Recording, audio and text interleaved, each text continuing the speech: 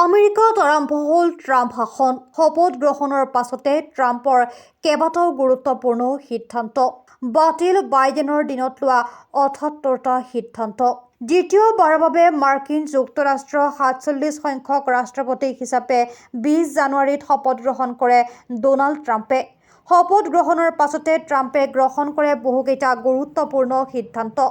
ট্ৰাম্পে কাৰ্যভাৰ গ্ৰহণ কৰাৰ পাছতে বাতিল কৰিলে বাইডেনৰ দিনত লোৱা ৭৮টা সিদ্ধান্ত। লগতে তৃতীয় লিংগ সন্দৰ্ভত এক ডাঙৰ সিদ্ধান্ত গ্ৰহণ কৰে ট্ৰাম্পে।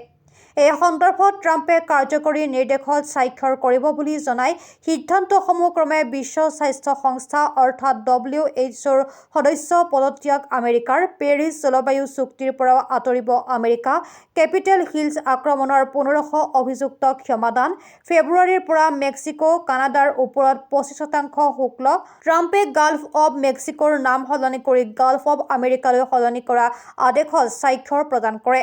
আমেৰিকা তৃতীয় লিংগক অমান্য ঘোষণা, আমেৰিকা মেক্সিকো সীমান্তক ৰাষ্ট্ৰীয় দুৰ্যোগ ঘোষণা, আঁতৰালে টিকটকৰ ওপৰত থকা নিষেধাজ্ঞা, ঔষধৰ মূল্য হ্ৰাসৰ নিৰ্দেশও সলনি কৰে ট্ৰাম্পে। প্ৰথম অৱস্থাত ৭৫ দিনলৈকে সময়সীমা বৃদ্ধি আদি। আনহাতে ডোনাল্ড ট্ৰাম্পৰ এই শপত গ্ৰহণ অনুষ্ঠানত দেশ বিদেশৰ বিভিন্ন ক্ষেত্ৰৰ গণ্যমান্য ব্যক্তি উপস্থিত থাকে।